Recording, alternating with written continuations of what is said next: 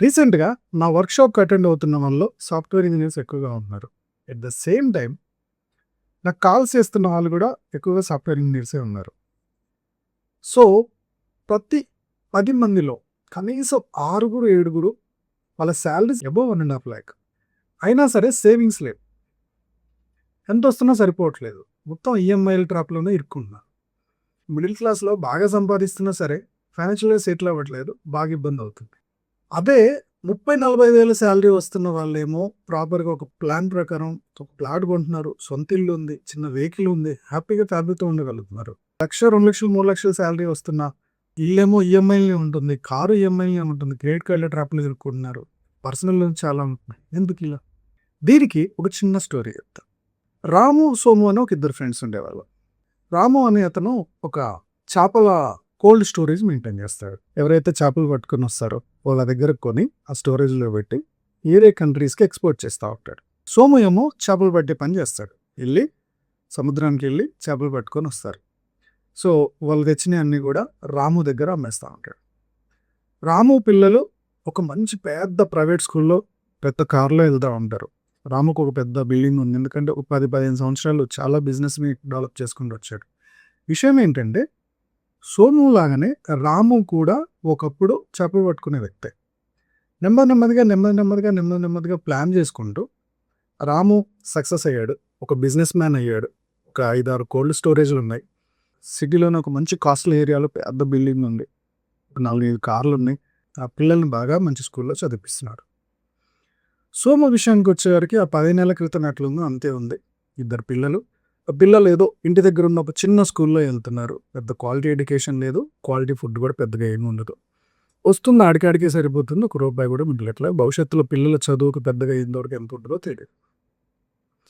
అప్పుడు ఈ సోము రోజు దేవుని తిడుతూ ఉండేవాడంట. దేవుడు మంచోడు కాదు. డబ్బులు ఉన్నోడికి ఇంకా డబ్బులు ఇస్తాడు. మనలాంటి పేదవాళ్ళని ఇక్కడే ఉంచుతాడు. మేము ఎంత కష్టపడ్డా కానీ మాకు సుఖం ఉండదు. మాకు మంచి తిండి ఉండదు. మాకు ఏదైనా రోజు తిడుతూ ఉండేవాడంట. ఇలా తిడుతూ ఉంటే ఇంకా ఒకరోజు తట్టుకోలేక దేవుడు ప్రత్యక్షమవుతాడు. సోము దగ్గర ప్రత్యక్షం అయ్యి, ఏంద్రా బాబు రోజు నన్నే తిడుతున్నావు, అసలు ఏంద్రా నీ ప్రాబ్లం అన్నా. డబ్బులు ఉన్నోడికి చాలా డబ్బులు ఇస్తావు, లేనోడికి ఏమి ఇయ్యవు. మా పరిస్థితి ఏంది? ఇలానే జీవితాంతం నెట్టుకు రావాలి. చచ్చిపోయేంత వరకు కూడా మేము పేదవాళ్ళగానే చనిపోవాలి. మా బతుకులు మారవా అని చెప్పేసి దేవుని తిడుతున్నాడు. దేవుడు అన్నాడు, ఒరే నాయన నేను అందరినీ ఒకేలా పుట్టిస్తా. అందరికి అవే తెలివితేటలు ఇస్తా. అందరికి అదే చేతులు ఇస్తా. అందరికి అవే కాళ్ళు ఇస్తా.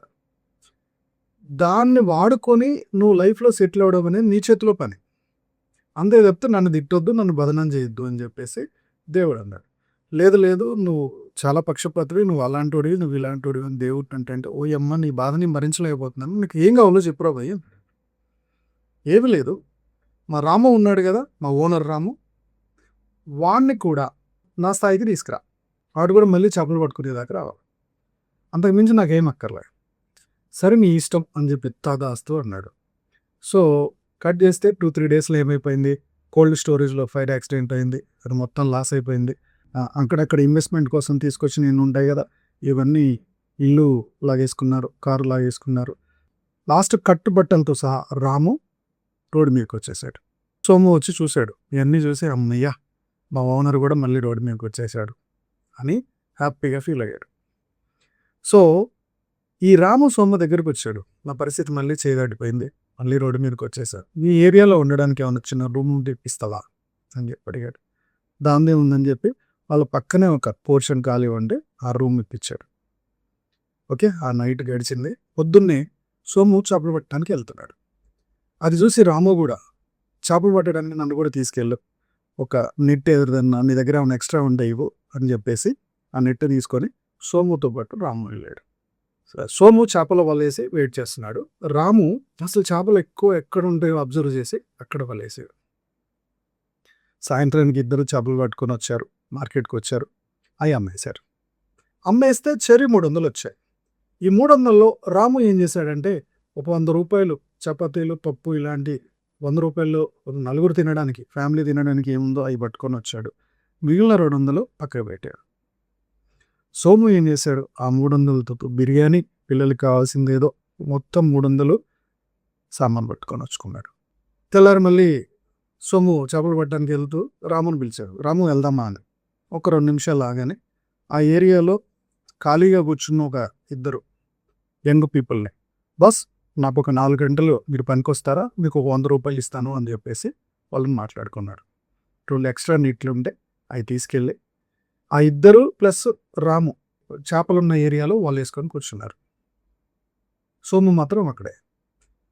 సో ఇప్పుడు ఏమైంది, 4 గంటల తర్వాత పడ్డ చేపలన్నీ కూడా వాళ్ళందరూ అవి పట్టి రాముకి ఇచ్చేసి వెళ్ళిపోయారు. సో రాము సోము ఇవన్నీ పట్టుకొని వచ్చేవారికి మార్కెట్లో మళ్ళీ సోముకి 300 వచ్చాయి. రాముకు తన పట్టిన 300, వీళ్ళిద్దరు పట్టిన దాంట్లో నుంచి 200 వచ్చాయి. మొత్తం రాముకి ఎంత వచ్చాయి, 700 వచ్చాయి. సోముకి ఎంత వచ్చాయి, 300 వచ్చాయి. సో నిన్న 200 ఉన్నాయి కదా కూలి, ఆ కూలి వాళ్ళకి ఇచ్చేసాడు. ఇవాళ ప్రాఫిట్ వచ్చేసి 700 రూపాయలు. 700లో రాము ఏం చేశాడు, 100 రూపాయలు ఇంటికి తెచ్చుకొని మిగిలిన 600 దాచిపెట్టాడు. సోము సేమ్ మళ్ళీ 300 మొత్తం సరిపడా ఇంటికి సరిపడా 300 ఖర్చు చేసుకొని వచ్చాడు. థర్డ్ డేకి వచ్చేవరకు రాము ఇంకొక ఇద్దరు కూలీలు పెంచుకున్నాడు. 4th డేకి వచ్చారు ఇంకో ఎక్స్ట్రా ఇంకో ఇద్దరు.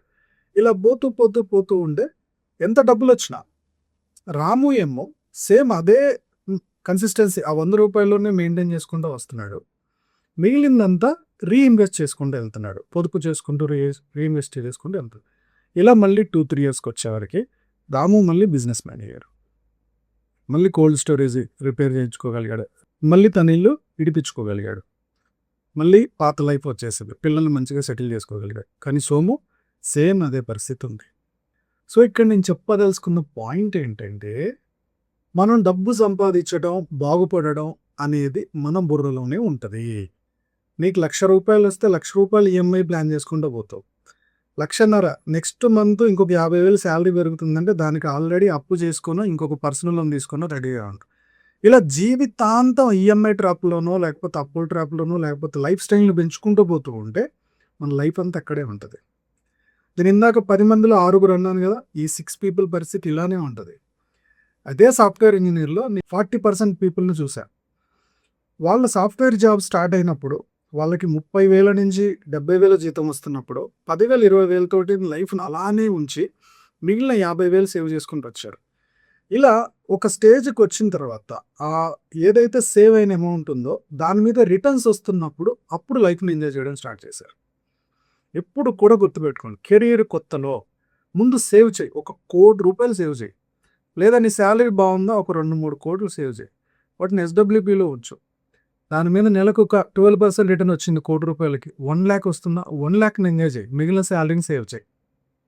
ఇలా నువ్వు ఎప్పుడైతే ముందు ఒక చెట్టు పెద్దగా అయ్యేంత వరకు, నీ అమౌంట్ పెద్దగా అయ్యేంత వరకు ఓపిక పడతావో తర్వాత లైఫ్ స్టైల్ని ఎంజాయ్ చేయొచ్చు. మనం ఏం చేస్తాము, శాలరీ పెరగక ముందే దాని ఖర్చు పెంచుకుంటా ఉంటాం. శాలరీ పెరగక ముందే దాన్ని ఖర్చు చేసుకొని ఈఎంఐ ట్రాప్లో ఇరుక్కుంటాం.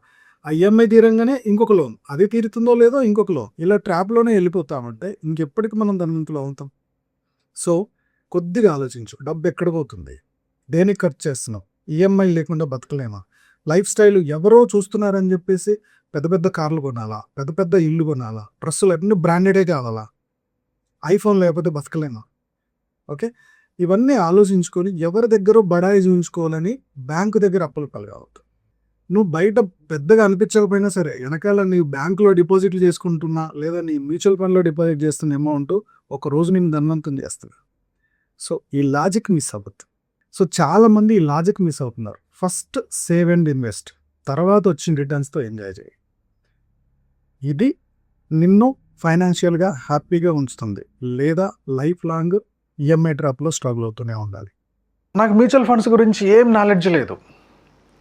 నేను ఎక్కడ ఇన్వెస్ట్ చేయాలి, దాంట్లో కేవైసీ ఎలా చేసుకోవాలి, ఇలాంటి డౌట్స్ ఏమైనా ఉన్నాయా?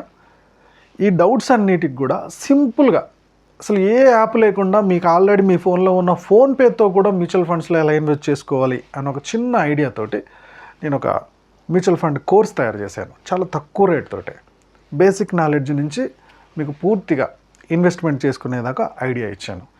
సో ఆ కోర్సుని లాగిన్ చేసుకోండి, మ్యూచువల్ ఫండ్ జర్నీని స్టార్ట్ చేయండి. లేట్ ఎందుకు? ఈ స్టోరీ మీకు నచ్చింది అనుకుంటా. నచ్చినట్టయితే లైక్ చేయండి, కామెంట్ చేయండి, షేర్ చేయండి. మా యూట్యూబ్ ఛానల్ చూస్తున్నా మా వ్యూవర్స్ అండ్ సబ్స్క్రైబర్స్ లైఫ్లో ఎప్పుడు కూడా గొప్పగా స్థిరపడాలని కోరుకోవడంలో మీ కోచ్ ఆర్కే ముందుంటాడు.